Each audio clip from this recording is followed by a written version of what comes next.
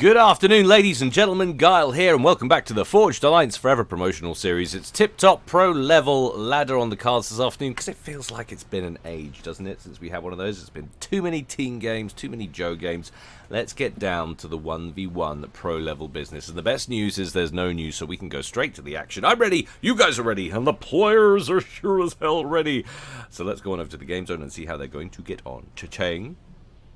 Ka-ching! Instant loading, that's what we're talking about here. Forgot to introduce the name of the map because that's just how I roll. It's the Land Wilderness version 3, 10 by 10. How very exciting. Not sure we featured this one on Guilecast before, so we'll take a quick look in just a second. Let's take a look at our players. First of all, down here at the bottom left, in the red corner, the Sean Bean of Guilecast. Will he survive today? Nobody knows. Here he is. It's ZLO, everybody's favorite Russian, and today he's going Aeon, opening first land, going second air, and returning after a long absence, at least to Guilecast. Not sure how long he's been back in for, but haven't seen him in a game forever.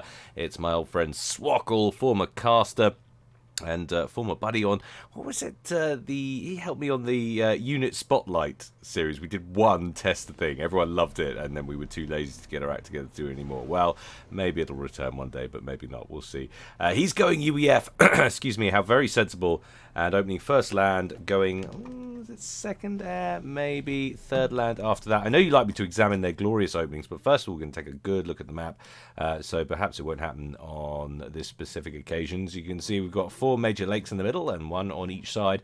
In the center, core mass as usual, 4 mass, but no outlying mexes in the base. So initial starting, they're going to be quite constrained on how much eco is coming their way. They've got a few extra groups in the center, 2, 2, 2, and 2 there, 4 sections of 2 mass points apiece in the middle. Then you've got 2 redundant starting locations there and there, and a couple of outlying mass here and there. We do have various pockets of reclaim dotted around the map as well, so that will probably feature pretty heavily in this. Key bits of reclaim. They'll want to grab hold of that and make the most of it as best they can.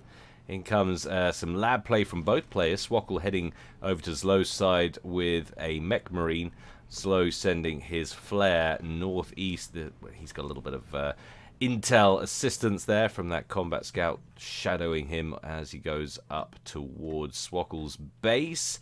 But that has been rumbled. I'm just going to do something I never normally do, which is adjust on the fly. So, obviously, we've had the issues lately with the sound. I'm just going to knock that up a notch.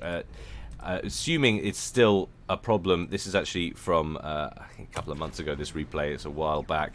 So it might be before the issue became prevalent, before the patch and whatever messed up thing happened. Or it might just be that we're not noticing so much because, of course, it's only 2 players. This is the first ladder match we've had since we noticed the issue. So, of course, there's a lot less going on, a lot less cumulative noise build up from all of the clanky, machiney. So that mech marine we saw heading out from Swkoll is just nestled in down by that little group of mechs down there. But look at the care ZLO has taken for his little engineers. You wait there, buddy! I'm going to go and make sure it's clear, or I'm going to get my ass handed to me. No, Swkoll not quite there with the micro. Doesn't manage to escape out of that one. Aurora takes care of that. T1 bomber out for ZLO. Gets the bomb off and gets the kill just about on the edge of the explosion radius there. Engineer bites the dust. Swkoll's defending interceptor does manage to shoot that down and prevent any more casualties for the time being, but still it all serves to slow things up. So it's 11-9. Swkoll doing tiny bit better on generated eco, but ZLO picking up almost twice the amount of reclaim that his opponent has scooped so far. So total mass values actually favour ZLO by about 500 mass. Not a huge amount, but it's still early, sub 4 minutes. Bomber out there from Swkoll heading over to ZLO's side of things. Got a defending interceptor as well. Another bomber out for ZLO as well. The defending interceptor from Swkoll's bomber breaks off and goes to try and pick off that T1 bomber. That is good awareness from Swkoll. Probably garnered the danger just from that mech marine north of ZLO's base. And he's going to try and defend that mech marine. And we'll pick off one of the encroaching Auroras. Still another one to go. Won't be at all worried about that Spirit. I don't think he's going to get the second one. In fact, he's not even going for it. It looks like he's going to head on in towards the base, see if he can drop a bomb on something important, but won't get there. Nice bit of work in the skies for ZLO. You can see the slow tempo build up on this one, just because there isn't that extra group of mechs outside, so it will be a slow build up on this, but in a way it's quite nice, you know, tactical. These guys are very efficient at this level with their eco, transferring the resources into offensive weaponry, so it's almost nice to have that slightly muted build up. Watch how they do what they do with it. An aggressive forward station plan by Swkoll. I don't see that succeeding somehow. ZLO pushing up with a few extra units. Definitely doesn't want to have a little proxy base set up just north. In fact, it looks like he has more or less grabbed control of the hillock. I don't want to say control, there's still a few pockets out here for Swkoll, but he can set up shop up here as well. That's a lot of map control that could be falling into our Russians' hands. We know how our Russians like territory. And there goes the last mechs up there. A little bit of mech marine action going on over here. That kills off an engineer and stalls production on that factory. It was about 1900 hit points complete there. It starts to decay. Tricky bit of land, that, confusing that Aeon tank. Never were the sharpest tools in the shed. And that miscalculation by that Aurora pilot will hand at least one mechs over to the mech marine. One mech's kill, but look at the aggression from Swkoll. His comm really far forward, takes out two of those forward mechs. ZLO brings up his comm to try and shoo him away, and then he'll try and rebuild them. Swkoll going to double down and try the deny again. He gets a little bit of an advantage though, ZLO, on this map. Those lakes, as we mentioned at the beginning, affording Aeon just that little bit extra maneuverability with their floaty, naughty, gliding across the bodies of water, while UEF player has to circumnavigate them. Is that even the right term, circumnavigate, or does that only apply when you're navigating around a globe?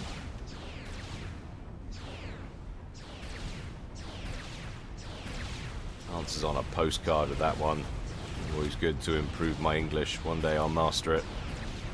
That's a lot of UEF turning up, and some T2 to boot. Mongoose unleashes a barrage onto ZLO's comm, who seems to be all by his lonesome. Well, I spoke too soon. In comes a merry band of Auroras out from the southwest to offer ZLO some assistance. Swkoll goes into the yellow, but ZLO is almost at 50% now. More strikers steaming in from the east all the time, massing around ZLO's comm, trying to prevent him from going into the water. But that looks like exactly where he's headed. Cheeky little wall section build from Swkoll, trying to hem him in and prevent him from getting it to safety. But no, ACU ducks beneath the waves. And no T2 air present yet for either players.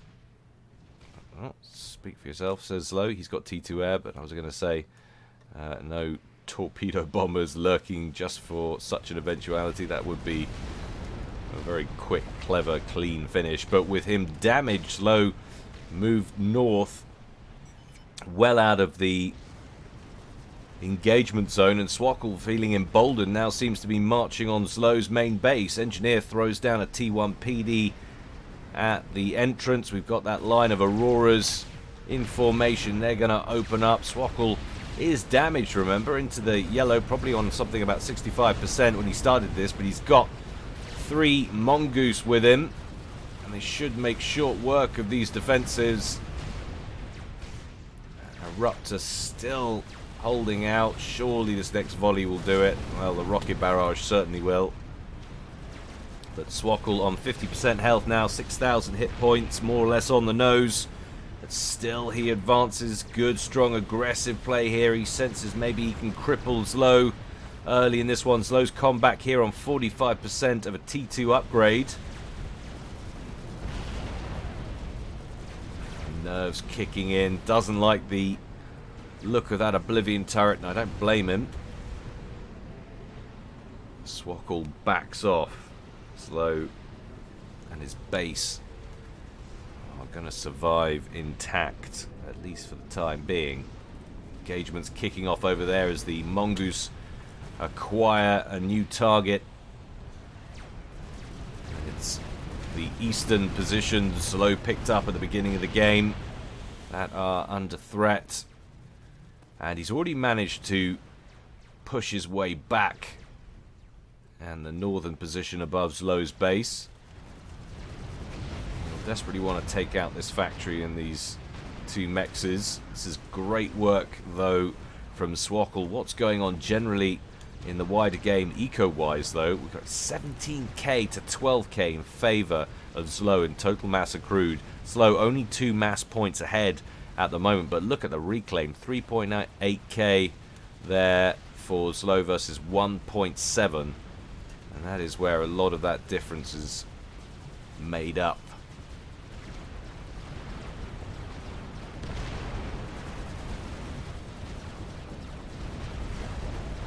Wall sections doing what wall sections should. Keeping out a lot of that incoming fire, protecting the T1 PD. They will claim another land factory over here.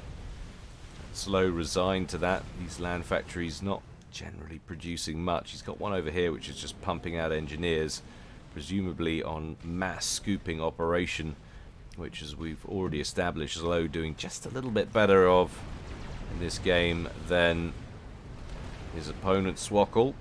That T2 upgrade puts ZLO back up to 50%, and he's going to go straight for an Oblivion turret. So he's going to try and eat into this position with a bit of a PD creep. Swkoll, remember, is unupgraded at this point.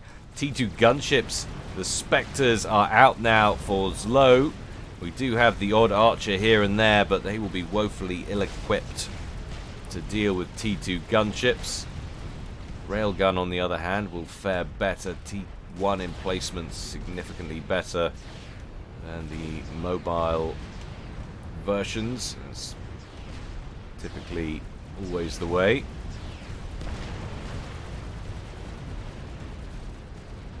Didn't actually manage to finish that Oblivion turret.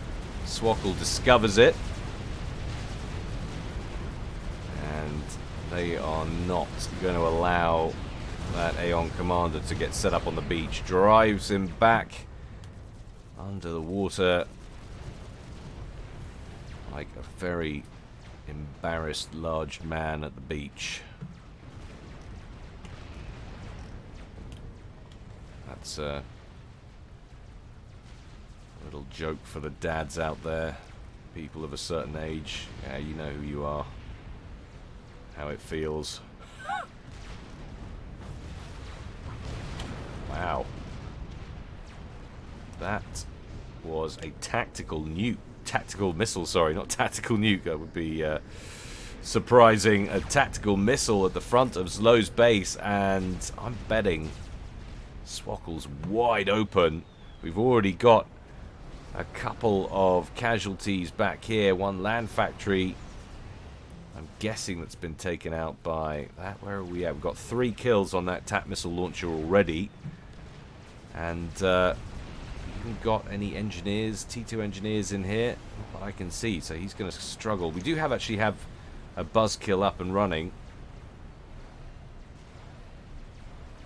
But can he build any more? He has got another engineer down here, and he's worked on another buzzkill, trying to keep any future TAC missiles out. But ZLO just managing to push back on that northern position. Hasn't scooped the mexes yet, but seems like he might be in control of it soon. Spectre for ZLO, tickling away in the east at a couple of unguarded mexes. But in comes the Air Force. Doesn't manage to save one of the mexes, but second one will be guaranteed for the time being. And once again, ZLO emerges with his comm out of the water to find Swkoll waiting there with a couple of pillars and his comm. Floaty, floaty, naughty, naughty comes across the lake and engages. Only to have to back up again, but Swkoll very thin on support compared to how he looked before. And there's a lot of T1 for ZLO pushing out of the main base, and now Swkoll looking underpowered in the middle as he starts to back up. 14 minutes gone. 8k disparity in favor of ZLO for total mass accrued, but Swkoll actually for the time being with a 2 mass advantage on generated eco, so all to play for here as we hit a quarter of an hour game time. Swkoll backing up, no doubt wants to replenish his ground army before he tries anything clever going forward. Gotta love a UEF base. Few things more attractive in RTS base building history to my mind. Totally objective though, you know me. Inties inbound for Swkoll, primarying the gunships. They take 2 out and they're going to switch to the interceptors. There's a lot of them in there for ZLO. Take care of the last gunship. Attack missiles still raining down over here. That one seemed to disappear, or was it me? It seemed like it connected with anything. Maybe it ran into an artillery shell from that Lobo. That would be a riot. Watch it back, guys, and see if you can tell me. Remember, if you want to watch any of these replays back but without my my voice, God knows why you'd want to, but if you did, replay IDs are available in the description below video, guys. You can check that out at your leisure. Some people don't have a problem with my voice, but it's the camera work they don't like, so they try and set the replay running on their own and then have my version in the background. The only problem with that is, especially the larger games with more players, different machines run the replays back at different rates, so it will invariably go out of sync. It's just the little stories that people tell me that they do, the clean ones at least. I won't mention all of them.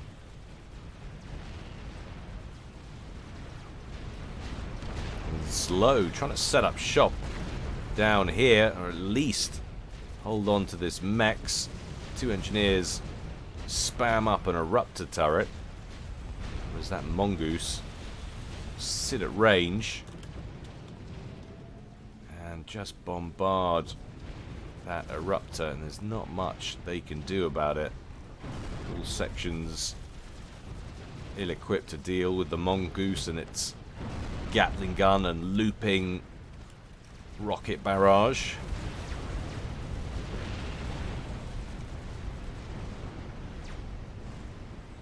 Swkoll backs up once again, so he's moved his comm away from the center and he's sort of pushed up northwards. There's been a lot of changing hands of the little micro bases, or places where a base could spring up around these pockets of mexes. Cheeky little run by around here. Swkoll praising ZLO for his TML. It's missed 3 times. I don't know why. So yeah, some of these missiles down here have gone awry. We saw one of them, I think. But that definitely requires some investigation.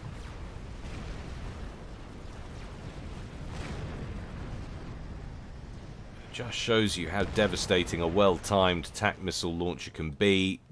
Gives you that versatility to strike back at your opponent. It's one of the great things about this game. So many different ways to hit back. It's not a case of rock, paper, scissor. It's rock, paper, scissor, tank, flamethrower, and harpoon. There are arguments that the tank beats everything. Well-placed harpoon in the gas tank can do all sorts of damage. ZLO tries to creep forward with his comm and throw down an emplacement. He gets it up, but the T2 has arrived. It's not going to hang about, though. Not with ZLO's commander right there.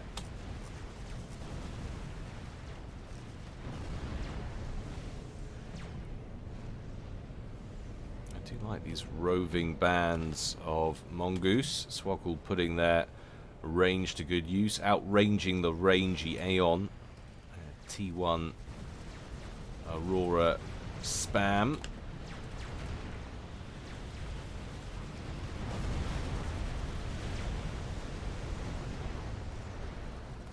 You can outrange the rangy units, which are already pretty tinny to begin with because of that ranged advantage.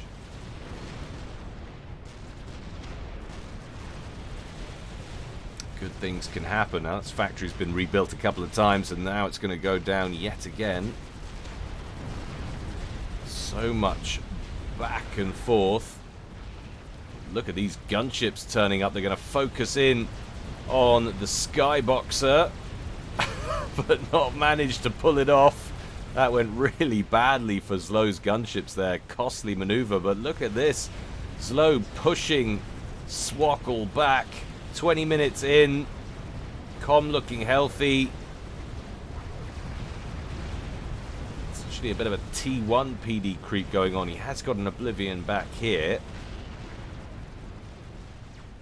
And now we're getting the first gun upgrade on the way from Swkoll. It's the ZFAMP. Damage and range, 38% done and climbing. Swkoll still sitting on a few mexes down here. It wouldn't take much for... Sorry, ZLO. Did I say Swkoll? ZLO's still sitting on a couple of mexes down here. It wouldn't take much for Swkoll to dislodge him there. But... this has got to be concerning him a little bit. This advance doesn't seem to be stopping. ZLO just marching forward with his commander, scooping mass from the units he destroys as he goes. Furious Aurora came to the front. I'm here! Starts shooting at a Lobo and promptly gets incinerated.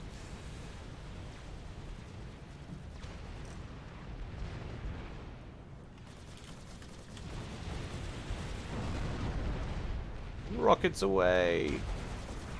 Never used to like the mongoose, but it's definitely grown on me over the years. Certainly got its uses.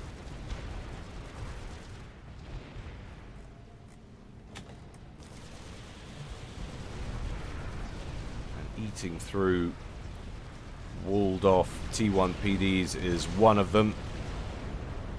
Gunship hanging out. Forward ZLO over in the center. Just realised the mini-maps are open. God, it's cardinal sin. And neither's that. Everything is turned off. What is going on? Apologies. Don't even know why that happened. ZLO finally working on some shield coverage up front, so this seems to be where he'd like to set up shop.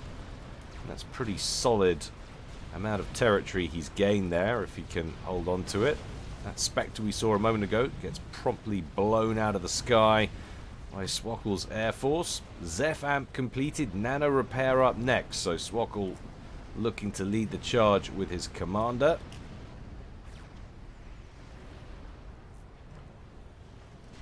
Operation Clean Up the North.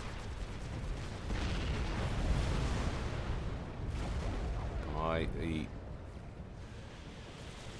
Starks in 2049. Westeros has never looked so Lannister-free.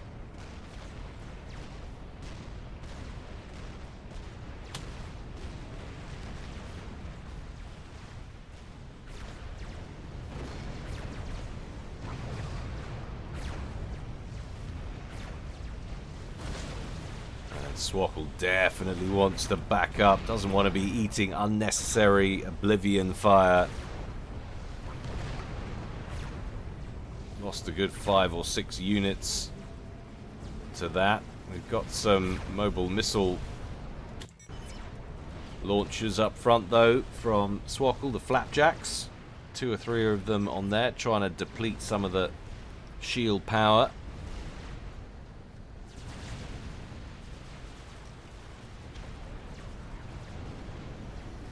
Going in on over here. We've seen very little in terms of T2 ground-based units from ZLO. Now we've got these asylums up front, but still no real employment of T2 ground mobile units in any offensive way. Spectre pushing out to the bottom right.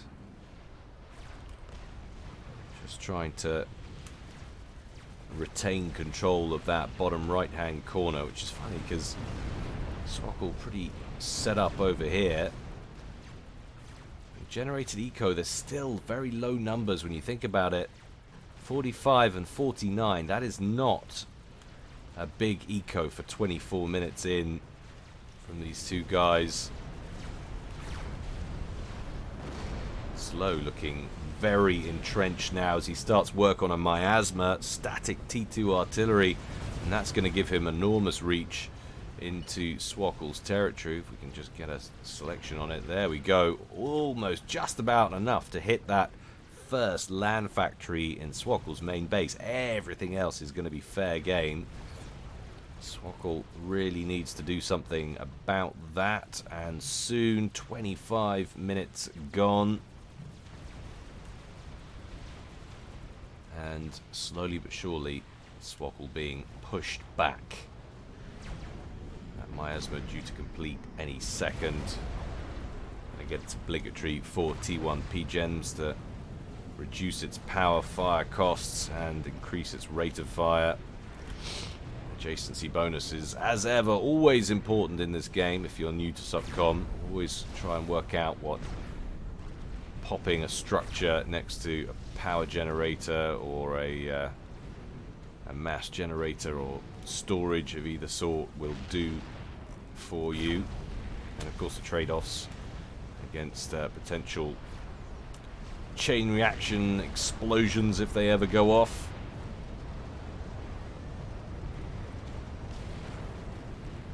ZLO happy to chill for the time being.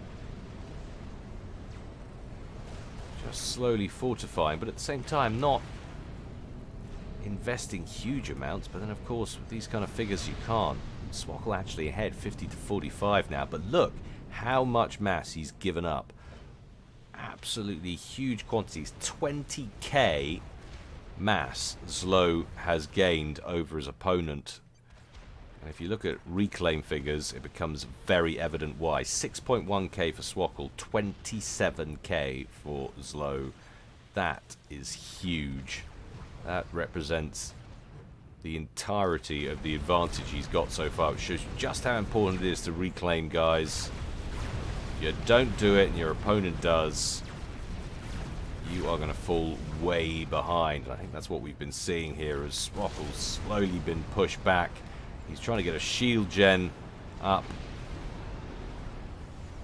on the front line, give himself some coverage for his comm.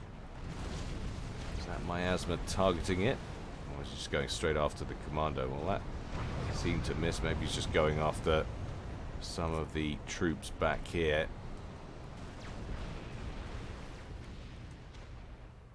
Things definitely tailed off now for Swkoll. He's got some troops in here. He should probably think about trying to to push up a little bit. We've got more Spectres coming in again. One Skyboxer this time. That will be priority target number 1 as the Spectres come in. If he'd brought the two groups together, he would have fared much better. He will take down a couple of these gunships, I reckon. Maybe not. Got hit pretty hard then. Only he'd had 2 Skyboxers in this group of units up here. That would have gone much better.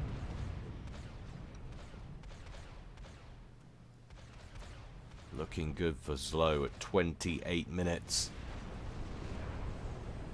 Swkoll trying to get T2 artillery placement up for his own team, his own side, but it's a bit of a tall order.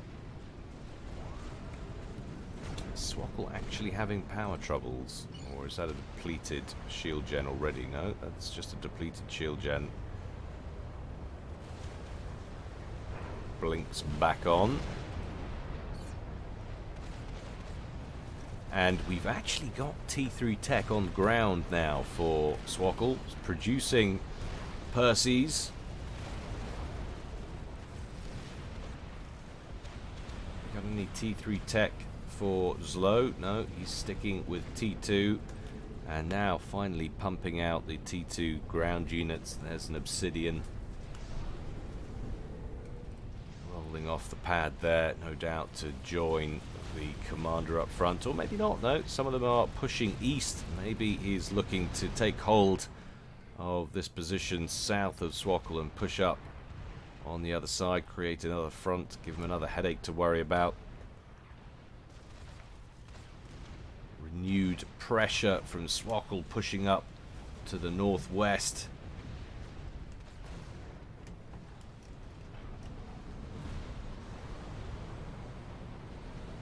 Klinkhammer training on, looks like this corner of the base of ZLO's. There goes the buzzkill. And a trebuchet. Sorry, that's Cyber. We want to talk about it. Demolisher rolls out. That will increase pressure on ZLO's position. A couple more of those, and as impressive as this looks, that could be in jeopardy. Solid air force out for ZLO with those swift winds. T2 versus T1 fighters.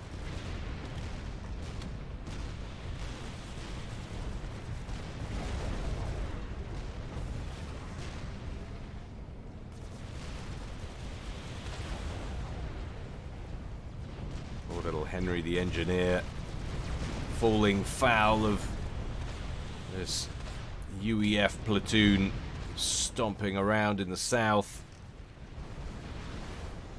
Second shield gen on the way. He needs to get more comprehensive coverage around these structures. Doesn't want to lose that shield gen, doesn't want to lose the Klinkhammer. Second Demolisher shows up. The shields for ZLO holding up. He's actually only got one online, one static one. All of the others are mobile shield gens. When they fail, they'll start to fail together. T1 bombers rolling out over the top of Swkoll's forward position. Shield coverage is down. They're going after the Demolishers. Parashield turns up just in time to help defend those currently vital mobile artillery pieces. Miasma lands on top of the Klinkhammer. That's almost dead. 225 hit points left on that, but ZLO's shield's about to drop.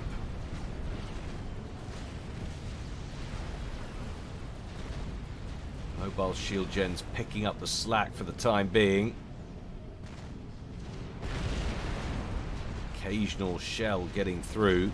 Klinkhammer's still alive. Desperately needs more shield coverage up here, whether it's mobile or static, it doesn't matter. Southern position looks pretty lost to ZLO meanwhile. Northern position still looking okay for Swkoll, but just look at this map control. Swkoll slowly being hemmed in. Swkoll actually advancing with his spam now. They've taken down one shield gen.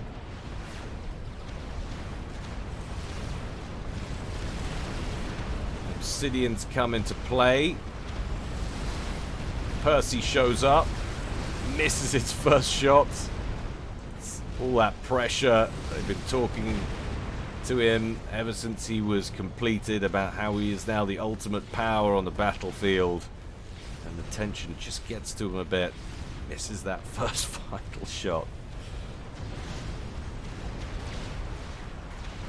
But now it looks very much like a bit of all-in pressure. Swkoll advances with his comm. He's withdrawn the troops from the north. They're getting pressure from the skies now as the Swift Winds and the Spectres come into play. Swkoll with a nano upgrade and Zephyr on the comm. Percy's rolling in tow. Where is ZLO's comm? He is back here, so there's not going to be any sudden ACU death on his part. He's going to be able to hold off this attack and hold on to this position. There are a lot of T1 and T2 PDs dotted around. What he really wants to do is get rid of these miasmas. Clear the whole thing out, I'm sure, but this is scary for him. Renewed pressure coming up from the south. We saw ZLO take that just a minute ago, and those units now encroaching on Swkoll's main base. His comms back here. If he moves over to the main base, he should be able to defend, assuming he's got overcharge. But the attack that he sent into ZLO's base, his forward position, has petered out. It didn't look like he had enough firepower to do anything there. And I think the way things are going, it's surely looking like ZLO is going to clinch this. Swkoll just out reclaimed, couldn't keep up with the eco. In come a couple of obsidians. We do have a Percy waiting in the base. Surely some damage is going to be inflicted. Janus swooping in overhead, trying to deal with these random ground units dotted about. I think that will keep the attack out for now, but at what cost? He's lost that northern position and the southern position. ZLO is now literally everywhere like a virus.